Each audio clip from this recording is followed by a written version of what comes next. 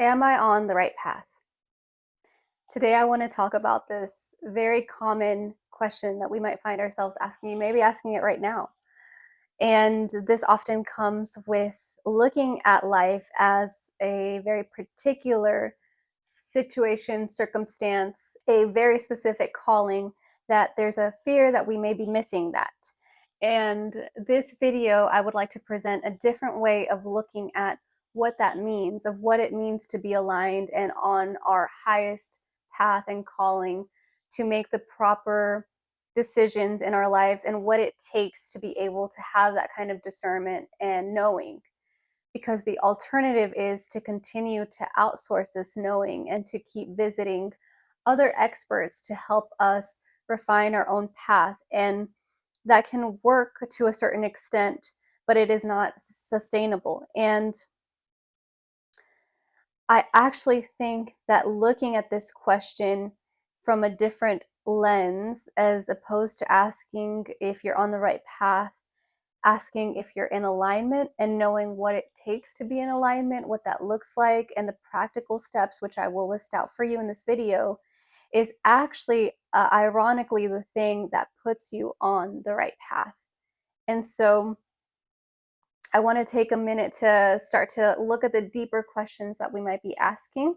This inquiry of trying to really hone in on what it is that we're reaching for through these external circumstances in life, the career, the family, the salary, whatever it is that we're aspiring to and doubting, alignment for us. Kind of looking at the mechanism that's driving that impulse, that desire, and looking at the process itself as the actual inquiry, not the manifestation or the external way that appears as the path to alignment and to fulfillment. The first thing that I want to talk about is my own experience with playing around with different systems. And so I was looking for different modalities: Reiki, tarot, astrology, human design. I got into Gnosticism. And what I found was that I was trying on all of these systems and all of these methods and modalities because I felt like I would land on something that just rang so true, that I was just so naturally gifted at, that I would know without a doubt that that was my calling. And so one year I was like, it's definitely shamanism. And it's one year it was like, it's plant medicine. And what ended up happening was that I realized that all of these systems, all of these tools were actually teaching me the way that as a human, I separate from myself within the systems, and how I find my way back to myself. And that process of navigating my relationship to systems actually became what I would consider my highest niche or my highest calling at this very moment in time, always subject to change. But it's that meta-analysis that lives within the symbols that is what I've learned to discern and to hone in on, and what I'd like to talk about today. What I've noticed is that in any particular system, and it could be spiritual or it could be, as I'm mentioning, these like healing modalities, but it doesn't have to be. You can apply this to just the style of living, because a system can also be your culture. It could be what is your norm, what is expected of you, the life path that is been laid before you, from your family's expectations or your own expectations. Those are all systems as well. And I notice that we tend to have people who are rule followers and then the rebels. And the rule followers that like to adhere to these systems and do things by the book, the rebels who want to make their own way. And what I've noticed is that alignment is not just that you are rebelling against the system and that means that you're in alignment. And alignment isn't that you're necessarily always following the system either. And now that's good, you're in alignment. So in order to do this work, the first thing is to separate the action from the judgment of labeling as always this action is good and always this action is bad, and knowing that it's circumstantial and different, and every person has a unique calling and a unique manifestation of what is true for them.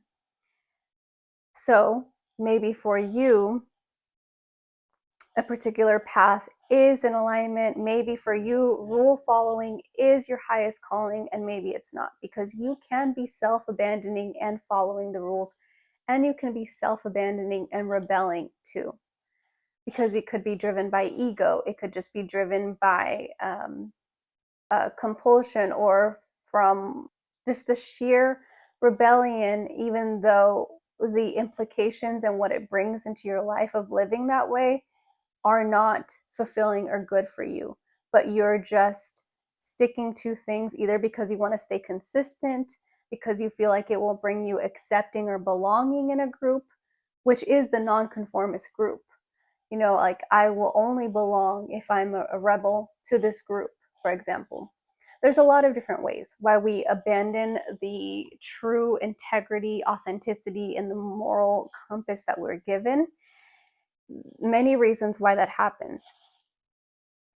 But the first thing is to not look at actions as black and white, and start to tune into the truth of the moment, and be okay with knowing that what was true for you and your highest expression and your authentic calling, even yesterday or even a moment ago, may not be what it is now. And if you're really tuned in and you know how to listen and you know how to distinguish what is trauma, what is conditioning, what is intuition, then you will know to listen to it immediately, even if it is contradictory to what anyone expects.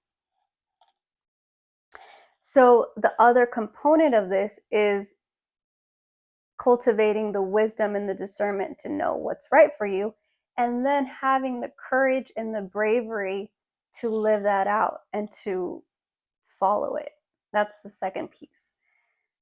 To know that you are committed to truth over comfort, over consistency, over anything else. You're serving truth. Another consideration is the use of knowledge or consulting advice, of seeing psychic readers, tarot readers, life coaches, any expert. And sometimes we feel that if we get enough knowledge, we're just intelligent enough, we can outsmart the perfect solution and the perfect way forward. And often what I notice is that when I am consuming information with that mindset of thinking that in this intellect I will find the path forward, what often ends up happening is that I end up actually in confusion, not clarity, because I am just cluttered with other people's alignment, and that is not your alignment, no matter how well it's working for someone else. That's why it's tricky, because it's unique. It's a perfect expression for you. And sometimes bits and pieces of what other people do work, and it's good to consider these things, but knowing when to stop, knowing when to consume, because it is fruitful and helpful for you. And one of the ways that you can know this is, what is your state when you are reaching out to these experts, or when you're reading these books or watching videos? Because for me, I notice that when I'm binging videos, it can be human design, for example. I started watching a ton of human design videos. It's always been really confusing, but lately, I don't know, I've gotten into it. But I noticed the other day that I was not even paying attention. I was watching a video and looking for the next video as I was watching the one that I was watching, half listening, not absorbing any of the information. And it was like this insatiable, hungry ghost that was like looking for, and then I'm like, what am I doing? This is not, that was an indicator for me that in this moment, this compulsory binge watching of human design videos was not my highest expression and highest truth, because an indicator that something is that you're doing it joyfully with presence. You know, you're there because it's what you want to be doing, and so you're absorbed in that. And so looking at what are you reaching for, and what is your state when you're reaching for that thing? Are you what is the deeper question under your reach? So again, that goes to show that it's not inherently wrong to go and see a tarot reader or to watch a YouTube video or to read a book, but knowing yourself to know what is driving the action is the most important thing, because that will tell if you're in alignment or not. And so I'm suggesting with this video that being on the path is a moment to moment thing. And it's more about the mechanisms and the navigating of your path, not the fact that you've gotten the golden road and you'll never get off of it necessarily. And it means that it's not a particular condition, because that condition may have been right for you then and it may not be now. And the perfect path, if there is one, is where you allow yourself to shift when needed, because you trust that you can meet life as it comes. You trust in your capacity to know what's right for you because you've been practicing it. And it might sound exhausting, but it's the most truthful way of being, you know, in relationship to life and to what you do. And it's just equally as exhausting to be spinning in circles and living out compulsions and obsessions. That is just as equally as draining, and you're not even amounting to anything that would even start to get you close to fulfillment. But energy is still being expended, so might as well start to do that more wisely, is what I'm suggesting. And the other thing is to in that reaching of trying to mitigate uncertainty, when you have a practice of presence, when you have a stillness practice of some sort, whether that be to go out in nature and empty your mind. For some people it's exercise, like rigorous exercise where you're not thinking, art, creation, flow state, actually sitting to meditate. These spaces that bring out expansion and stillness in you, those things make it so that you can be with uncertainty, and it is not a problem. It's not something that you're trying to get rid of. It can coexist with you in any moment. It's not an issue for uncertainty to be there, so you're not doing everything that you can to try to get rid of it, which ironically actually strengthens uncertainty. The next ingredient to living an aligned life is to get into the practice and to learn how to forgive yourself over and over and over again. Because usually what happens is that we, in trying to live an authentic and life of integrity, we can find ways to logic our way into making decisions and taking actions that are actually not our highest alignment. We find out after the fact. Some of the ways that we find out is that we might feel guilty, or we just take a look at what over time this action is bringing to our lives, and we realize that it actually makes us more anxious, that it keeps us in a searching or outsourcing place. Sometimes we just feel guilt, and the guilt itself is the indicator that you are not living in integrity, that you found a way to get yourself out of your 6 a.m. workout that you had committed to by logic. We can find ways, our logic can find ways. I give a very specific example there, but think of all the different ways that we can do that. That's like the person who's, at the casino gambling and is like, yeah, this is just for fun, but then they've overspent both time and money, resources that start to affect other people in their lives negatively. And so what we're doing is constantly picking the things that are aligned with our own inner moral compass. And some of us have a higher standard. We have like a very high sensitivity for what morality is. And even though to somebody else that may look ridiculous or so constraining, because for whatever reason, that is your compass, your job is to live up to your standards as best as you can. And when you don't, because we're not perfect, you forgive yourself. And there's no use in ruminating and staying in that regret or making a story of it that this is proof that you'll never be able to. It's coming back again to the now and the choices that are before you in this moment, and then doing the best that you can with the information that you have.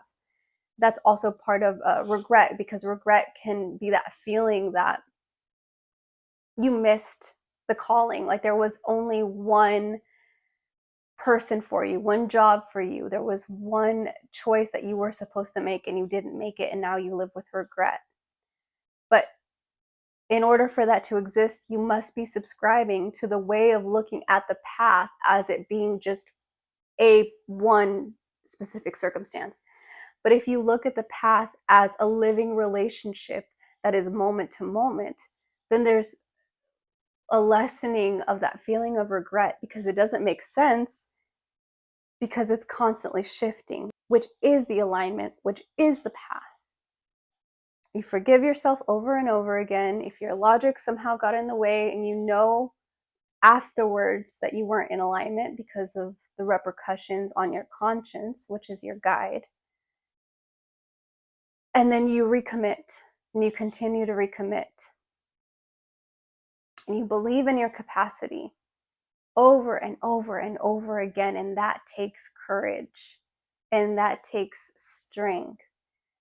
And it's a muscle that you build up of faith. Because see, I think that sometimes we look at faith as this feeling that everything will go our way. But I also look at faith as this knowing that even if things appear to not be going our way, we will have the capacity to meet what comes.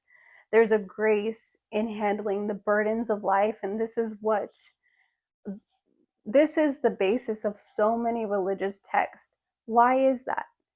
Why do the Upanishads and the Vedas and the Bhagavad Gita and the Passion of Christ, the Bible, why are they talking about handling life's challenges and decision making in the Bhagavad Gita?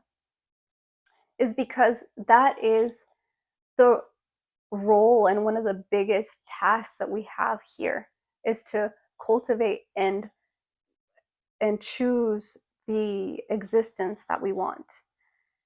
And so there can be so much confusion on that path. And that's why these texts are dedicated to providing a guide on how to do that. Now, your moral compass can change over time. You may have different experiences through life, meet people, learn, and these things can change. The moral compass doesn't mean that the action is objectively good or bad. It just means that for whatever reason you believe it, so your job is to adhere to those beliefs so that you live in alignment. Alignment changes, and you change, and you grow, and being willing to change and grow as well, so that you're serving truth and not just consistency or comfort or belonging. Separate an action, trying not to judge it as good or bad, and knowing that it can be different for different people. That's good. That's a good starting point. The other thing that I would say that helps live a life of alignment is that when you are looking to role models, if it's for spiritual purposes, if you're looking for a guru or a teacher, any kind of facilitator, that you're looking for someone who is embodying and is showing that they're living the values that they're teaching. And I think that that's really greatly important, because just the same way as the outer circumstances and the systems are of secondary importance, and primary is the state of consciousness and awareness as you're navigating these relationships. The same thing is true of words, because words are symbols. And so when you're listening to a teaching, words are not that important. It's the transmission and the living transmission of where they're coming from. And that's why these books that have been written in the state of presence, like The Power of Now or Be Here Now, teachers that I would recommend are Eckhart Tolle, and he's still alive. And that is so rare. If you have not had the chance to see Eckhart Tolle give a live talk and you are interested in consciousness and presence and spirituality, I would put that on your list. And if you can attend in person, to do a virtual, and they give scholarships if you need them. But it's so important to at least once be in the presence of a living master because of the transmission that occurs. And even if you just watch their YouTube videos, the transmission is still there on pre-recorded content for someone like Eckhart Tolle or Ram Dass, Thich Nhat Hanh, my guru Paramahansa Yogananda, although it's rare to find him lecturing, but he left books, Autobiography of a Yogi and other books. Swami Vivekananda. These are all living masters that are living embodiments of truth. And it's not to say that anything else is useless, that you should never listen to anyone else, because consciousness comes in all forms and is speaking through everyone all the time.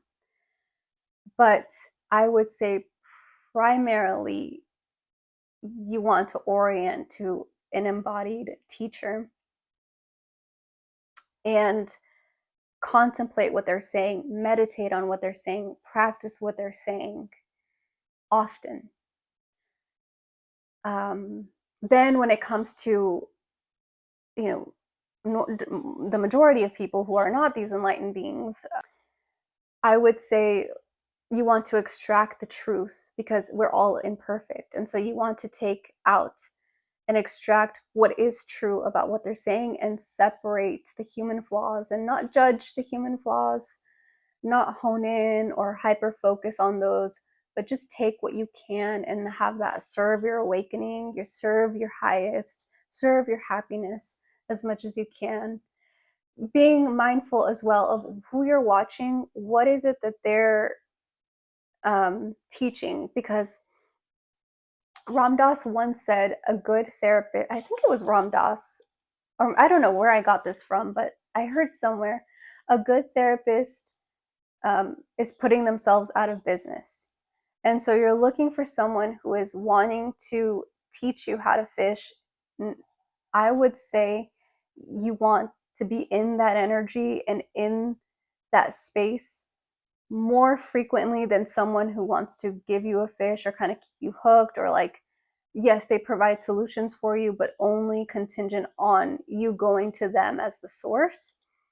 Not to say you should never visit that, not to say it's evil, but I don't believe that that should be the primary place that you frequent, that in that place of stillness, you will know when you should visit one of these oracles, or psychics, and that's valid. But you want to eventually be moving towards self-sustaining sources. And even Eckhart has said it before, that he'll tell us, like, it hurts my heart when he says it, but he says, like, you don't want to become dependent on me.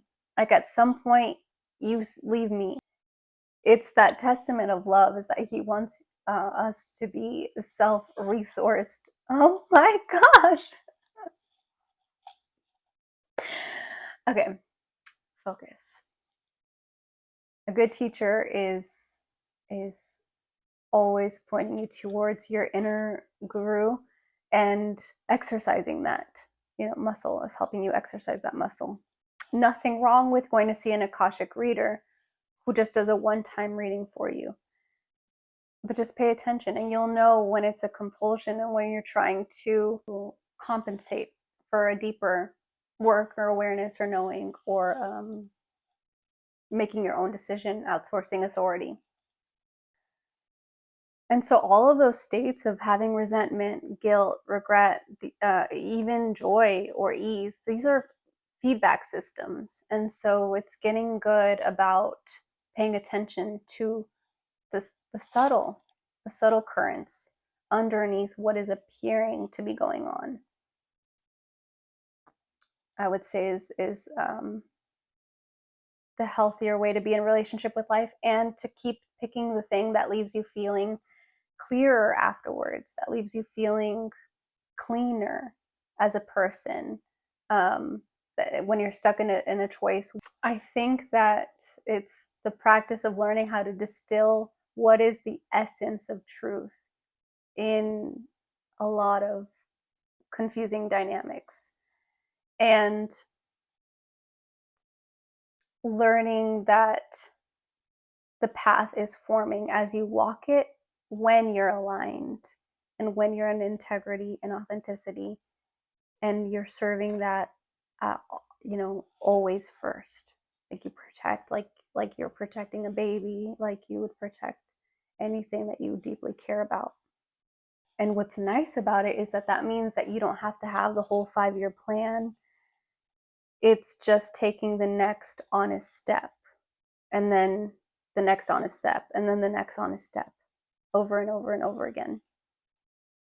And then one last tip that I'd like to sneak in is not to do anything out of obligation. It's important to have stillness practices, but if you're meditating because you feel obligated to do it, or anything at all, just be conscious of your relationship to obligation. And I would recommend to not do any. It'd be better for you to not do anything out of obligation and wait until it is springing out of your deepest joy, because you know that, for example, take meditation, that long term, that it's having beautiful and positive effects on your life, that it's making you more confident, more conviction, that is giving you nervous system regulation, whatever. And then that's why you go meditate, because you're so appreciative and joyful and happy and grateful for the effects that it's bringing to you, because it leaves you feeling clear afterwards, but not because you're feeling obligated.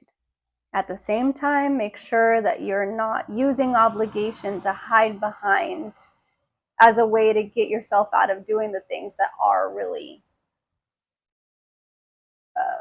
helpful, purposeful, and meant for you, for lack of a better word. Aligned is the better word, I suppose. Because what's aligned might not be what's the convenient thing. It might not be what's necessarily the easiest thing, or the most comfortable thing. Also, there's a technique on how to meditate on life decisions, and it involves, like, you want to first forget about the challenge altogether and go into meditation, just all like in good faith, purely surrendering to the meditation, and then you bring back the challenge. So there's a specific way to do that, and I'll post a separate video for that technique, so you can look out for that if this is something you're interested in decision making and meditating, but learning how, because there is an art to it, I think. And it sounds so open or broad to say, well, meditate on the issue. Some people could be like, oh, does that mean that I sit there and I think about it, or I go and sit in meditation and then I bring the problem in? And so I'd like to provide and offer a potential way that you can go about what that means and what that looks like and what to do to problem solve and get guidance from a deeper place, and the things that I use to do that. So that'll be coming up next. But otherwise, that's all that I have today, is just having these reflections and this talk about looking at life path fulfillment in a different light, and paying attention to what you're reaching for, what's underneath the deeper question, and what these life symbols and circumstances actually are standing in for. And getting good at doing that, learning how to trust it, learning to take the actions necessary. Basically, everything that I've discussed is the formula for being on your path. And when you do these things, you don't have to go and ask anybody, am I on my path? You will just know that you're on your path because you're doing the only thing that you can do, the most honest thing that you can do in any given situation. And the thing is that we already do that. We're always doing the best that we can to our capacity. And sometimes it's not very good. Sometimes we're failing horribly and we're letting a lot of people down. But you can only act from the best at any given moment in time that you have to give. And so that's a testament of limitations of capacity. But we already do it. And so because we already do it, everyone is already on the quote unquote chosen path. Thinking that there's a possibility that I could have missed is exactly what would keep me from being on my highest aligned path, if you want to call it that. Because by definition, I am in the belief that I'm outside of what is meant for me. But we can only do our best with the information provided. And then we have to accept the repercussions and the consequences and the fruit of what comes from living that way. So the more clear that you are on the choices that you're making and where they're coming from, the less that you would ever feel the need to consider regret or consider that you've missed your calling or you've missed your person. Because you could never fault yourself for living in truth. You could never regret the fact that you did what you felt was and knew to be true. And then you just keep going. You just keep moving.